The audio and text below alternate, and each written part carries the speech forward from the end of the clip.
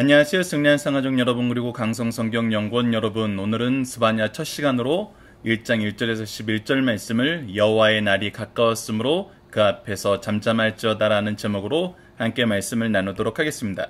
자, 1절 말씀부터 함께 보도록 하겠습니다. 아몬의 아들 유다왕 요시아의 시대라고 얘기하고 있습니다. 즉 언제 이 말씀이 우리에게 주어졌는지 유다왕 요시아의 시대임을 분명히 밝히고 있습니다. 그리고 나서 스바야에게 임한 여호와의 말씀이라 라고 얘기하고 있습니다. 자, 이 부분이 가장 중요하기 때문에 우리가 1절을 마무리한 다음에 이 부분을 다시 한번 보도록 하겠습니다. 스바냐는 히스기야의 현손이요 아마라의 증손이요 그다라의 손자요 구시의 아들이었더라 라고 보면서 이 스바야의 개인적인 이야기를 하고 있는데, 왜 이 가운데 부분이 중요하냐면 이 말씀이 지금 스바냐에게 임한 이유는 뭐냐면 2절 말씀에서 보다시피 여호와께서 이르시되 라고 얘기하고 있습니다. 즉 이 하나님의 말씀이라는 것은, 아래다 적겠습니다. 하나님의 말씀이라는 것은 그 목적이 분명히 있고 그 기원이 있고 그것을 전하는 방법이 있다는 것입니다. 이것은 성경 전체에 나타나는 동일한 내용인데, 그것이 무엇이냐면 하나님께서 이르시되 라고 얘기하면서 이 목적은 하나님의 뜻을 나타내기 위한 것입니다. 하나님의 뜻에 우리를 이끌기 위하신 거예요. 그리고 기원은 무엇이냐면 분명히 얘기하는데 하나님의 말씀이라는 것입니다.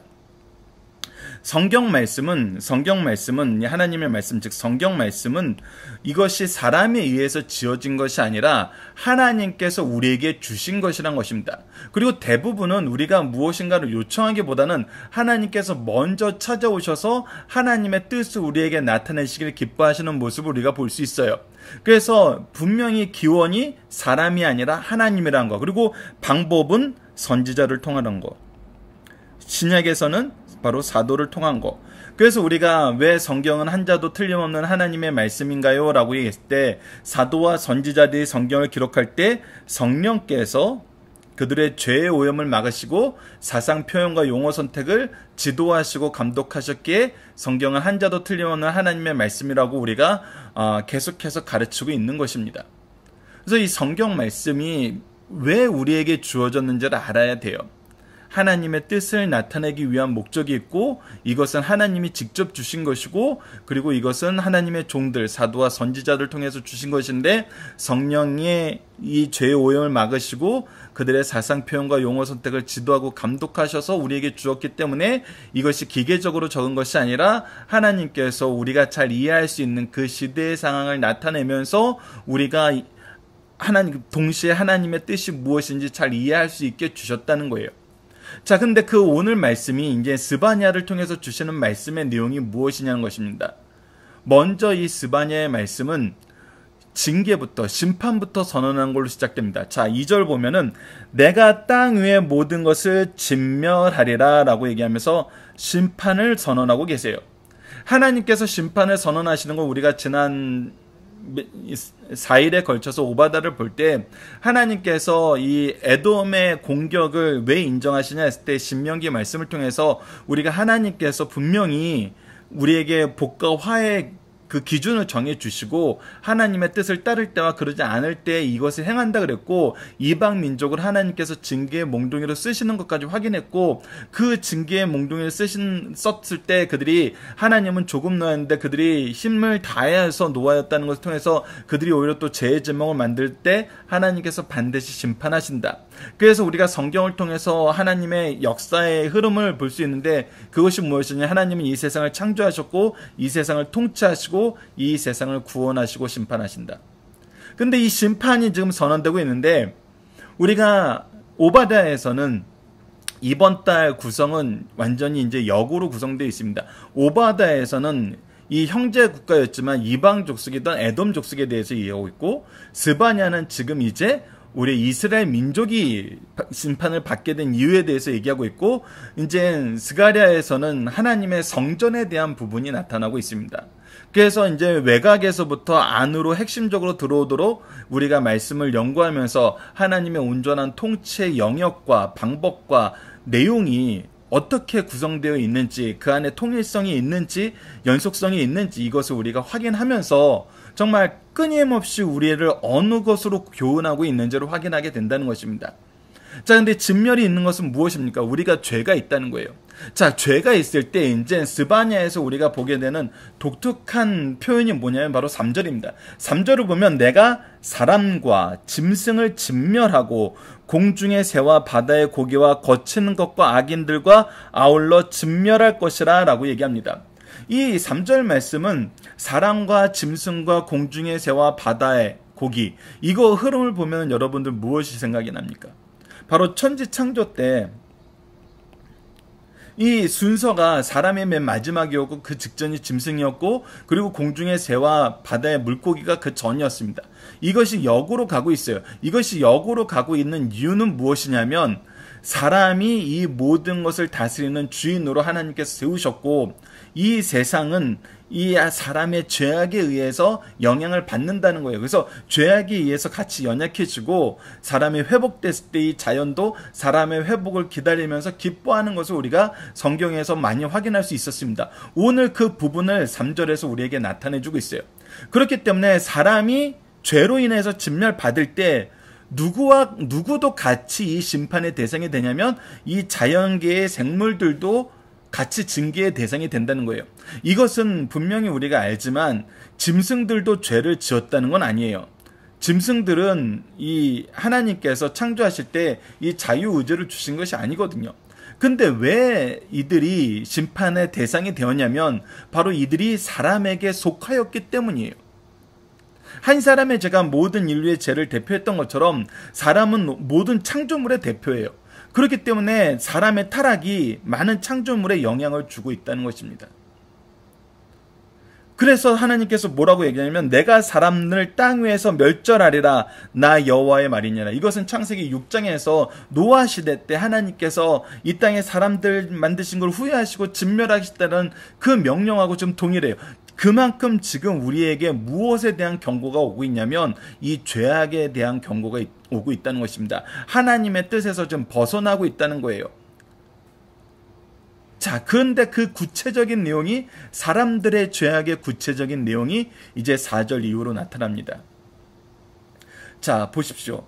여러분들 이 오랫동안 공부하신 분들은 어느 정도 좀 흐름을 파악하실 수 있지만 오늘 이제 스바냐 첫 시간을 하면서 지금 이 본문을 보실 때 여러분들이 주의 깊게 보셔야 되는 것은 우선 초록색은 이제 하나님께서 말씀하시고 하나님께서 우리에게 행하시겠다라고 하신 부분, 그리고 이제 붉은색 부분은 이 죄악된 부분, 그리고 노란색 부분은 인간이 하나님 앞에 어떻게 나가야 되는지에 대해서 얘기하는 부분, 주로 그렇게 이제 구성이 되어 있습니다. 그래서 이제 4절 말씀부터 보면은 인간의 죄악된 내용들이 나오고 있어요. 내가 유다와 예루살렘의 모든 주민 위에 손을 펴서라고 얘기하면서 하나님께서 이제 심판을 행하시는 그의 권능의 손을 펴시는데 누구에게 펴냐면 바알을 그곳에서 멸절하며 하나님께서 이방 우상을 멸절시킨다는 거예요. 그마림이란 이름과 및 그 제사장들과 아울러 멸절하며, 이 그마림은 바로 바알을 섬기는 제사장을 얘기해요. 그냥 이 우상과 우상 숭배자들을 멸절한다는 거예요. 이 우상과 우상 숭배하는 일이 지금 어디에서 일어나고 있다는 거예요? 유대 땅에서 이루어지고 있다는 거예요. 남유다에서도 지금 이루어지고 있다는 것입니다. 5절 봅시다. 또 지붕에서 하늘의 무별에게 경배하는 자들, 즉 뭐하느냐면 바알에게만 섬기는 것이 아니라 온갖 샤머니즘에 이젠 이 땅에 가득하고 있어요. 하나님께서 만든 피조물들을 섬겨야, 하나님을 섬겨야 되는데 하늘의 무별에게 경배하는 자들이 생겼어요. 그리고 여호와께 맹세하면서 말가를 가리켜 맹세하는 자들, 나는 하나님을 섬긴다고 하면서 하나님께 맹세하는데 그 맹세에 대상을 뭘로 만드냐면 우상을 만들었어요. 말가를 가리켜 우상을 만들어 놓고 짐승을 하나님이라고 얘기하면서 맹세하는 자들이 있다는 거예요. 이것은 하나님을 섬기는 것이 아니에요. 나를 위하여 어떤 우상도 만들지 말라 그랬어요. 그러니까 하나님을 섬기는데 내 방식대로 섬기는 거예요. 내가 원하는, 내가 즐거워하는 방식대로 섬기는 거예요.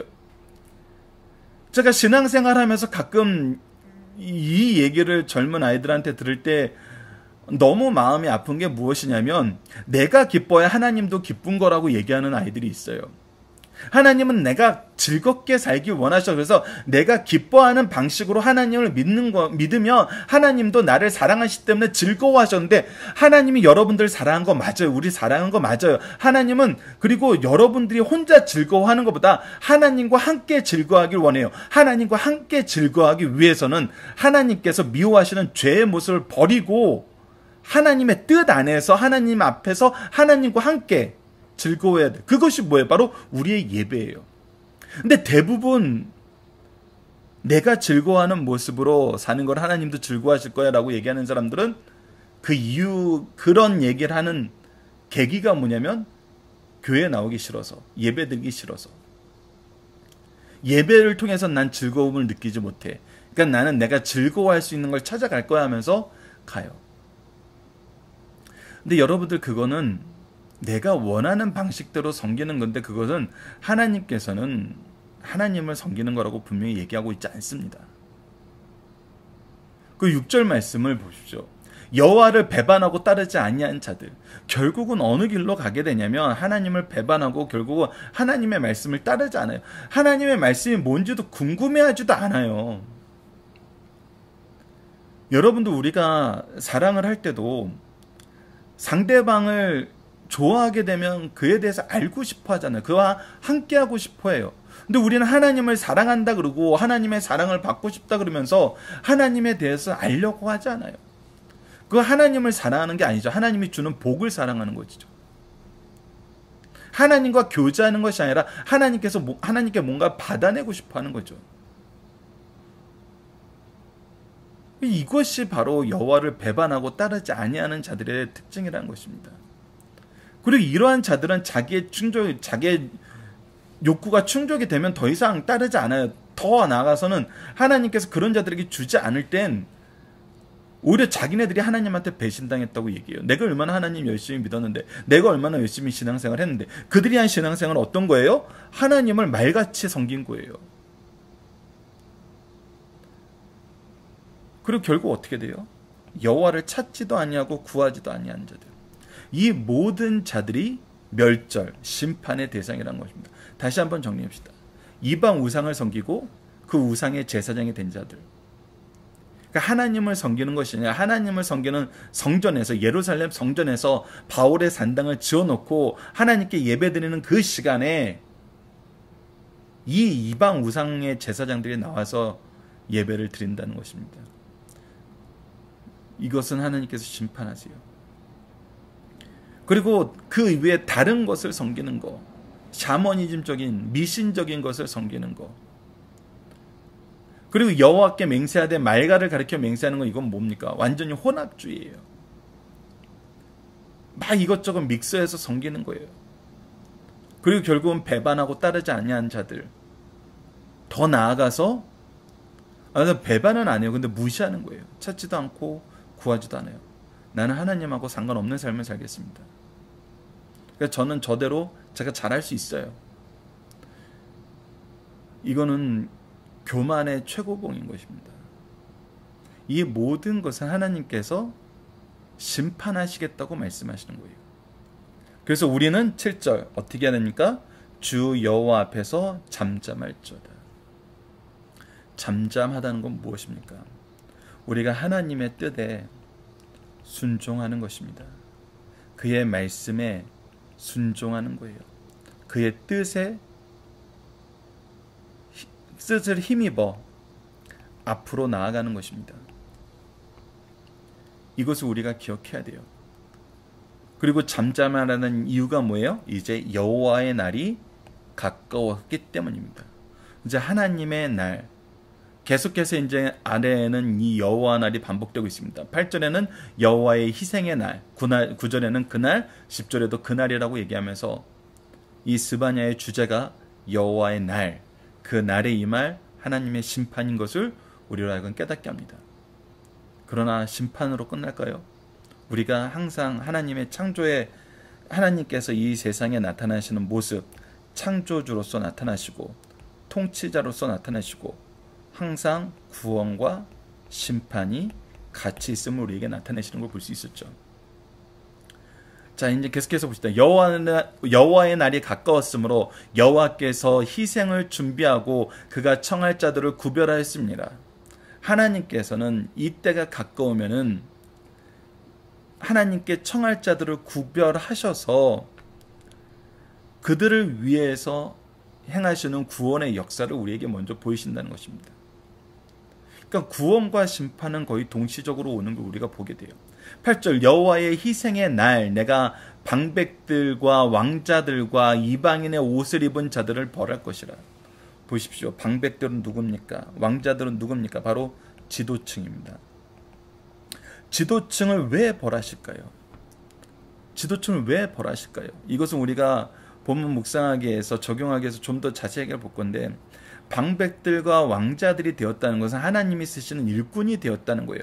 하나님이 쓰시는 일꾼이 되기 위해 그들을 높이셨어요. 높이셨다는 것은 그들에게 하나님의 은혜를 더하셨다는 거예요. 근데 이들이 왜 벌받아요? 하나님이 이들을 쓰시기 위해서 은혜를 통해서 높이셨다는 것은 하나님의 뜻을 이루기 위한 거였어요. 근데 이들은 뭐 했어요? 하나님의 공의와 정의를 행하는 것이 아니라 자기의 욕심을 채우면서 사는 자들이에요. 그렇기 때문에 이방 우상 섬기는 것에 오히려 앞장서서 더 힘써 나아갔어요. 그것이 자기네들에게 이익이 될 때는. 그러니까 자기들을 위해서 사는 방백들과 왕자들은 하나님께서 벌하신다는 것입니다. 이방인의 옷을 입은 자들도 벌해요. 이방인의 옷을 입었다는 것은 무엇입니까? 그들과 함께 되길 원하고 그들이 사는 삶의 방식을 따라갔다는 거예요. 더 나아가는 그들이 섬기는 우상에 같이 가서 제사 드리고 그래도 아무런 거리낌이 없다는 것입니다. 계속해서 9절 봅시다. 그 날에 문턱을 넘어서는 포악과 거짓을 자기 주인의 집에 채운 자들을 내가 벌하리라. 자기 주인은 누굽니까? 하나님이 우리의 주인이에요. 근데 그곳에 포악과 거짓으로 채우고 있다는 거예요. 교회의 지도자들, 영적인 지도자들이 포악과 거짓으로 가득 채워서 자기 욕심을 채운다는 것입니다. 하나님께서 반드시 벌하신다는 거예요. 여러분들 이거 우리가 기억해야 됩니다. 하나님은 이런 걸 용납하지 않으세요. 이것은 분명히 죄라고 말씀하셨습니다. 10절 나 여호와가 말하노라 그날에 어문에서 부르짖는 소리가 제2구역에서 울음소리가 작은 산들에서 무너지는 소리가 나리라. 그 심판의 날이 오면은 어떻게 해요? 부르짖는 소리, 울음소리, 무너지는 소리, 애통하고 통곡하고 그들이 쌓아놓은 모든 것이 무너지는 일이 그날에 이루어진다는 거예요. 무엇을 통해서? 하나님의 심판을 통해서. 11절을 봅시다. 막데스 주민들아 너희는 슬피 울라. 가나안 백성이 다 패망하고 은을 거래하는 자들이 끊어졌습니다. 오히려 이들과 이스라엘과 거래함으로 자기의 이득을 챙겼던 사람들은 오히려 그 모든 것을 잃고 그곳에서 이득을 얻기 위해서 거래했던 모든 거래처가 끊기게 된다는 것입니다. 이것이 하나님의 심판의 때에 일어나는 거라는 거예요. 즉 이것은 우리에게 무엇을 보니까 이 심판이 이스라엘 민족에게만 비밀리 임하는 심판이 아니라 온 세상이 보게 만드는 심판이란 거예요. 하나님께서는 이방 민족을 이용하셔서 징계하기도 하고 이방 모든 민족이 하나님의 징계를 보게 만드세요. 근데 우리에게 정말 놀라운 건 뭐냐면 이방 민족들이 이것을 보고 오히려 어떻게 생각하냐면 하나님의 신이 이제 우리의 신에게 졌다. 하나님의 신은 자기의 백성도 보호하지 못할 건가 보다라고 얘기하는 것처럼 그렇게 흘러갈 것 같은데 역사를 보면 그렇게 흘러가질 않았다는 거예요.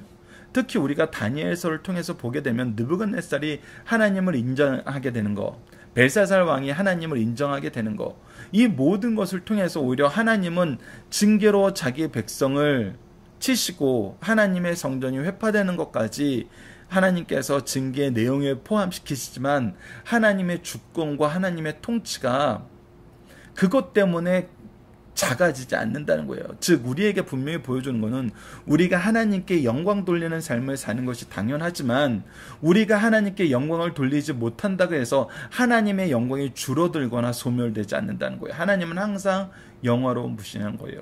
그래서 오히려 온 세상이 그것을 인정하게 만든다는 것입니다. 세상의 신은 자기를 따르는 사람이 많아져야 힘을 얻는다고 생각해요. 세상 사람들도 그렇게 생각해요. 그래서 기독교 인구가 얼마야? 불교 인구가 얼마야? 뭐 이슬람 인구가 얼마야? 막 우리 맨날 인구 조사하잖아요. 왜? 그것이 우리가 세상에 나타날 수 있는 힘의 그 크기이고 그것이 마치 하나님의 영광인 것처럼 생각하는데 여러분들 그것은 완전 착각이죠. 영광은 하나님께서 우리에게 받아야 그 영광이 채워지는 것이 아니에요. 오히려 하나님은 홀로 영광스러운 분이시고 오히려 그 영광을 우리에게 주시는 분이세요. 그 영광에 동참하게 하세요. 동참하게 하시기 위해서 이 모든 역사를 이루세요. 그래서 세상이 결국 봐요. 세상이 결국 인정하게 된다니까요. 오히려 하나님을 무시하는 것이 아니라 이렇게 역사하신 하나님, 이렇게 자기 백성을 징계하셔서 회개케 하신 하나님, 구원의 역사를 이루시는 하나님, 통치를 온전한 세상의 통치를 이루시는 하나님을 인정하게 만든다는 것입니다. 자, 본문 묵상하기를 봅시다. 여호와 하나님께서 땅 위의 모든 것을 진멸시킨 이유는 무엇입니까? 바로 이스라엘의 죄, 하나님의 백성의 죄 때문이죠. 우리의 죄 때문이에요.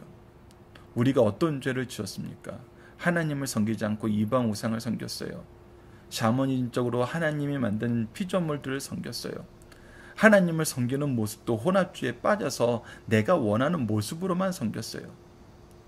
그래서 우리는 여호와를 배반하고 따르지도 않았고 그를 찾지도 구하지도 인정하지도 의지하지도 않았어요. 그런 자들에게는 하나님께서 심판하시고 그 심판의 대상이 이 인간을 통해서 통치하게 하신 이 자연세계까지 이어진다는 거 우리가 봐야 됩니다. 자, 여호와의 날에 여호와께서는 무엇을 행하시나요? 하나님께서는 우리를 성도들은 구분하시고 이 죄인들은 심판하십니다. 이것이 분명히 이루어지는 일이에요. 그냥 모든 것들을 일괄적으로 다 심판하시는 것이 아니라 그가 청할 자들을 구분하시고 우리를 위한 구원의 역사는 이루시고 심판의 역사는 또 함께 이루신다.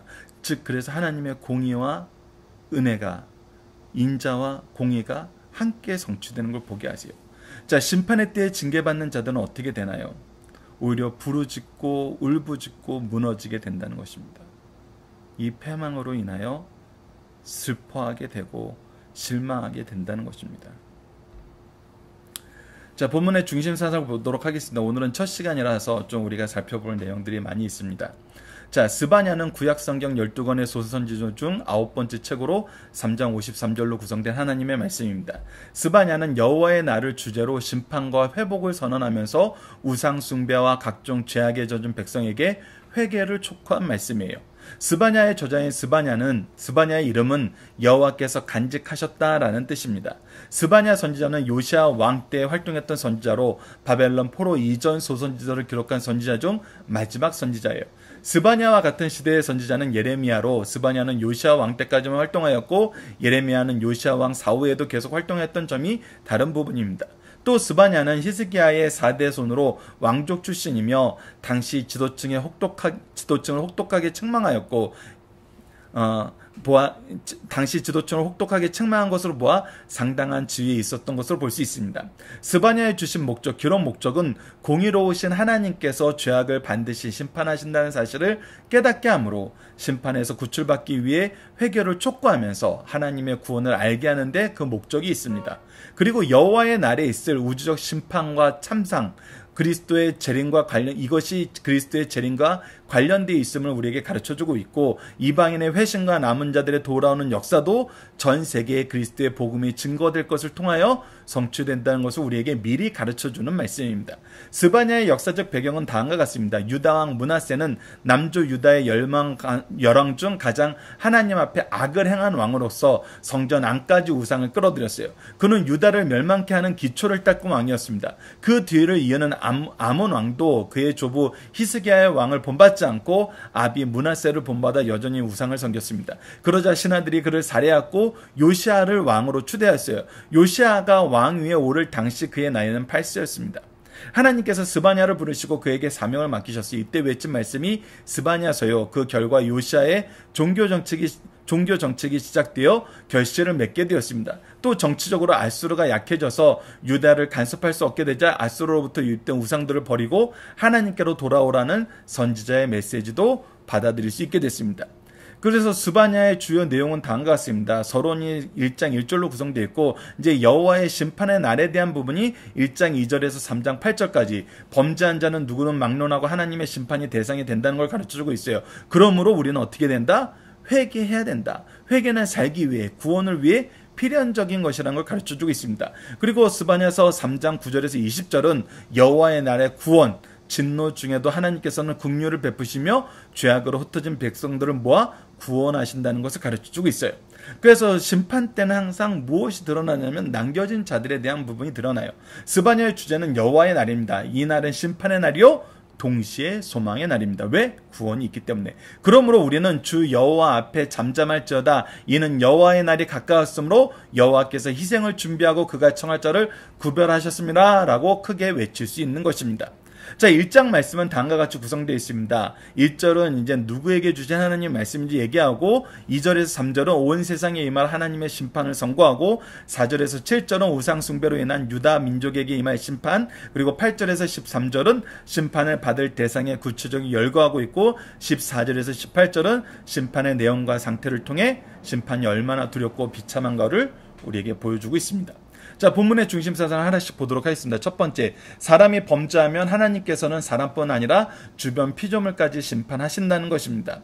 이 이유는 이 서론에서도 말씀드렸던 것처럼 자연세계가 피조물이 죄를 지었던 것이 아니라 인간에게 소속된 것이기 때문에, 그래서 인간의 죄에 심판하실 때 이 소속된 것까지 같이 심판하시는 하나님의 역사를 우리가 보게 돼요. 자, 에스겔서 14장 3절로 4절에 이 심판의 확실함에 대해서 다시 한번 우리에게 얘기해주고 있습니다. 인자야, 이 사람들이 자기 우상을 마음에 들이며 죄악의 걸림돌을 자기 앞에 두었으니, 자, 우상은 무엇이냐면 죄악의 걸림돌이에요. 죄악으로 넘어지게 만드는 거예요. 필연적으로 넘어져요. 반드시 넘어져요. 근데 그것을 그 앞에 뒀어요. 그들이 내게 묻기를 내가 조금인들 용납하랴. 이것은 절대 용납할 수 없는 것이란 거예요. 그런즉 너는 그들에게 말하여 이르라. 나 주 여호와가 말하노라. 이스라엘 족속 중에 그 우상을 마음에 들이며 죄악의 걸림돌을 자기 앞에 두고 선지자에게로 가는 모든 자에게 나 여호와가 그 우상의 소유대로 보응하리라. 수요대로 보응하리라. 반드시 심판하신다를 얘기하고 있습니다. 자, 두 번째, 하나님께서 가장 싫어하시는 선민들의 범죄는 종교적 혼합주의입니다. 여러분들, 우리가 이제 열왕기의 하부분을 보면은 무엇이 드러나냐면 이스라엘 민족이 서서히 타락하면서 그들이 우상을 섬기는 우상의 산당들을 그 예배의 장소로 계속 들여놓는 것을 보게 돼요. 이것은 하나님께서 가장 싫어하는 종교적 혼합주의예요. 하나님을 섬기는데 이방 우상들을 같이 섬기는 거예요. 하나님도 섬기고 이방 우상도 섬기고. 예전에 이 미라라는 그 영화가 있었는데, 그 영화에서 이제 이 사악한 존재가 나타나니까 온갖 말로 이 주술을 외우는 그런 가이드였나요? 그 사람이 나와요. 그러니까 일반적인 사람들 생각에선 그거예요. 이신도 섬기고 저신도 섬겨서 필요할 때 내가 이신 저신 이신 막 여러 선인에게 도움을 받으면 더 안전하지 않겠어? 그것이 누구의 생각이냐면 로마 시대에도 그런 생각이 있었죠. 그래서 알지 못하는 신에까지 이렇게 봉양을 하는 제사를 드리는 것을 볼 수 있었잖아요. 근데 하나님은 이걸 싫어하신다는 거예요. 이거는 하나님을 섬기는 방법이 아니란 거예요. 이렇게는 하나님을 절대 섬길 수 없어요. 그러니까 인간이 만든 신만 그렇게 섬길 수 있는 거예요. 오직 유일하신 하나님은 온전한 영광을 받으시길 원하고, 온전한 영광을 받지 않는 이런 혼합주의, 이것은 하나님을 섬기는 것이 아니라는 거예요. 하나님을 믿는 것이 아니란 거예요. 인정하는 것이 아니란 거예요. 의지하는 것이 아니란 거예요. 자, 그래서 마태복음 6장 24절에 이렇게 기록되어 있습니다. 한 사람이 두 주인을 섬기지 못할 것이니 혹 이를 미워하고 저를 사랑하거나 혹 이를 중히 여기고 저를 경히 여김이라. 너희가 하나님과 재물을 겸하여 섬기지 못하느니라 라고 기록되어 있습니다. 마지막 세 번째, 권력자의 권리 남용과 상인들의 부도덕한 상행에는 반드시 심판받는다는 것입니다. 그래서 우리가 가진 모든 것은 하나님께서 하나님의 영광을 위해서 주셨다는 걸 알아야 돼요. 우리에게 주신 시간과 재능과 물질이 모든 것은 하나님의 뜻대로 써야 돼요. 우리에게 주신 것은 우리를 때로는 구원으로 이끌고 우리를 회복시키고 우리를 강하게 만들기 위해서 주셨지만 거기서 끝나는 것이 아니에요. 그것을 통한 사명을 주시고 그 사명에 필요하셔서 주신 거예요. 그래서 나를 위한 것이 내가 회복되고 하나님의 뜻에 순종하면서 나아가게 될 때는 필연적이라기보다는 우선 나에게 어떤 은혜가 오면 먼저 이것은 나에게 주신 은혜이면서 동시에 나를 통해서 누군가에게 주시기를 위한 은혜라는 걸 여러분들이 기억해야 돼요. 그래서 고린도전서 10장 31절 말씀, 굉장히 중요한 말씀 우리가 항상 기억해야 됩니다. 그런즉 너희가 먹든지 마시든지 무엇을 하든지 다 하나님의 영광을 위해서 하라. 하나님의 영광이란 건 뭐였습니까? 우리가 요한복음을 통해서 확인했던 것처럼 하나님께서 언제 영광 받으세요? 예수 그리스도를 인정할 때 영광 받으세요. 예수 그리스도를 이 땅에 보내신 이유는 뭐예요? 우리의 영혼을 구원하시기 위한 거예요. 우리에게 영원한 생명을 주시기 위한 거예요. 그래서 우리가 하나님의 예수 그리스도의 복음을 전하는 것이 하나님의 영광을 위한 거예요. 그래서 내가 먹든지 마시든지 무엇을 하든지 하나님의 복음을 전하는 거예요. 나에게 주신 시간과 재능과 물질을 모두 하나님의 복음을 위해서 쓰는 거예요. 이것이 우리가 이 인생을 사는 이유예요. 사는 목적이에요. 그래서 그것을 가르쳐주기 위해서 우리에게 신적 기관인 가정과 교회를 주셨어요. 이곳에서 우리가 가진 시간과 재능과 물질로 얼마나 자녀를 양육하고 있나요? 자연스럽잖아요, 그것이. 교회에서 우리에게 주신 시간과 재능과 물질을 가지고 우리가 제자들을 양육하고 처음 오는 사람들을 위로하고 섬기면서 회복시키고 하나님의 말씀을 전하고 선포하고 가르치면서 그들을 회복시키잖아요. 고치잖아요. 이것이 성령의 역사예요. 성령의 역사가 그때 우리에게 얼마나 놀랍게 임하는지 보십시오. 그래서 권력자들의 권력 남용이란 것이 무엇이냐면 내게 주신 하나님의 은혜를 내 마음대로 쓴다는 거예요. 상인들의 부도덕한 상행에는 무엇이냐면 하나님께서 주시는 것을 하나님의 영광을 위해서 쓰고자 하는 사람들의 모습이 아니라 내 배를 채우기 위한 모습이란 거예요. 그래서 심판을 받아요. 그래서 물질은 회개하고 나서 썼던 삭개오의 모습에서 칭찬을 받는 사형 모습이 나옵니다. 누가복음 19장 8절을 보면 삭개오가 서서 주께 여짜오되 주여 보시옵소서 내 소유의 절반을 가난한 자들에게 주겠사오며 만일 누구의 것을 속여 빼앗은 일이 있으면 내 갑절이나 갖겠나이다. 가난한 자들에게 고아 과부에게 주는 것 하나님께서 기뻐하시는 것입니다. 그들의 영혼의 육체적인 부분을 채우고 영적인 영혼을 채우기 위해서 우리가 가진 모든 것으로 나아가는 거 하나님께서 기뻐하시는 거예요. 자, 본문 다 읽어봅시다. 하나님의 심판의 대상이 되는 자들은 어떤 자들입니까? 우상 숭배하는 자들이었어요. 우상 숭배하는 자들과 그 제사장들이었어요. 그리고 두 번째는 공개적으로 우상 숭배하는 자들, 두 번째는 혼합주의를 가지고 하나님을 섬기는 자들, 세 번째는 찾지도 따르지도 믿지도 의지하지도 않는 자들. 이런 자들은 하나님의 심판의 대상이 됩니다. 자, 우리는 무엇을 인정할 때 죄악에서 벗어나 회개할 수 있나요? 무엇을 인정하는 겁니까? 우리에게 주신 모든 것, 이것의 주권은 누구에게 있다? 하나님에게 있다. 시간과 재능과 물질의 주권이 누구에게 있다? 하나님께 있다. 누구를 위해서 써야 된다? 하나님의 영광을 위해서 써야 된다. 하나님의 영광은 무엇이다? 예수 그리스도의 복음이 확장되는 것이다. 즉 영혼을 구원하는 것이다. 그렇기 때문에 우리는 시간과 재능과 물질을 영혼을 구원하는 데 써야 된다. 그래서 하나님의 주권을 먼저 인정해야지 우리는 그동안 우리가 잘못했던 것을 시인할 수 있게 되는 것입니다. 회개할 수 있게 되는 것이죠. 자, 본문 적용하기를 봅시다. 은혜가 오히려 징계의 제목이 되는 경우가 있나요? 예, 있죠. 어떤 경우입니다. 아까 이 리더들의 모습을 통해서 봤던 것처럼 나에게 주신 은혜를 나의 것으로 알 때, 그리고 나의 자랑으로 알 때, 그래서 이것을 자랑해요. 막 그래서 우리 자주 경험하잖아요. 너 그래서 하나님이 징계하시는 거야. 정말 이 말이 얼마나 어린아이와 같은 신앙이냐면, 여러분들, 내가 그 얘기를 할 수 있는 건 나는 그렇지 않기 때문에 그 얘기를 할 수 있잖아요. 근데 그렇지 않게 하신 하나님의 은혜는 왜 주신 거예요? 지금 그것을 얻지 못한 이 사람을 위로하고 그에게 하나님의 뜻을 전하고 그가 체험을 받아서 회복할 수 있도록 하기 위해서 주신 거예요. 그렇기 때문에 우리는 네가 이걸 안 해서 그런 게 이렇게 지적하는 것에서 끝나는 것이 아니라 끊임없이 그들을 감사함으로 섬기면서 채워줘야 돼요. 그러니까 우리의 것은 우리가 자랑으로 상아탑으로 쌓는 게 아니에요.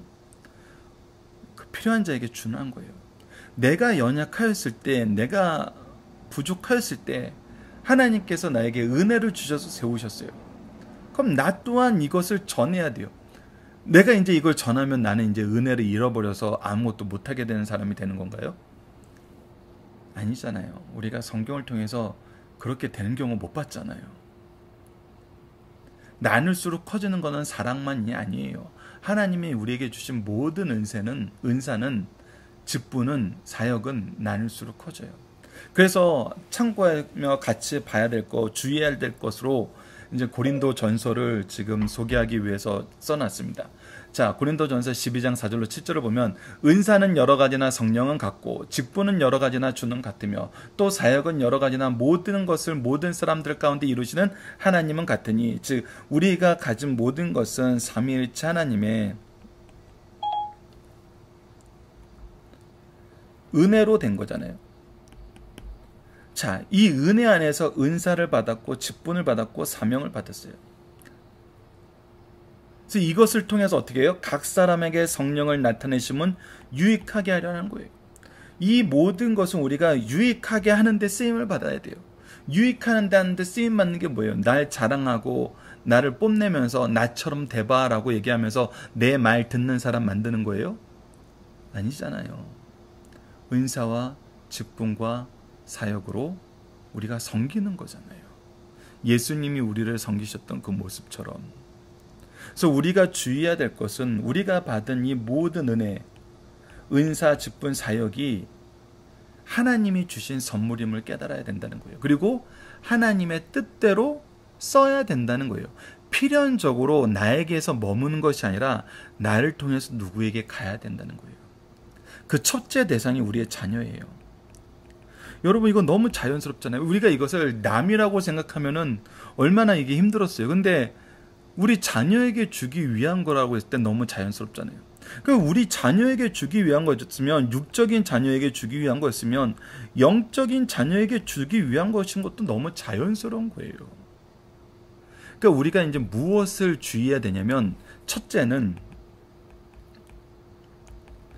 하나님의 것이다. 우리에게 주신 모든 은혜는 하나님의 것이다. 하나님께서 누구에게 주시기 위하는데, 둘째가 뭐냐면 이것은 우리의 자녀들에게 주기 위한 것이다. 나는 전달자일 뿐이다. 이 자녀에는 육적인 자녀와 영적인 자녀가 다 들어갑니다. 이 두 가지만 주의하면은 우리가 오히려 이 은혜가 징계의 제목이 되는 경우는 발견하기 힘들죠. 이것을 우리가 기억하고 항상 잘 적용하는 그런 삶을 살았으면 합니다.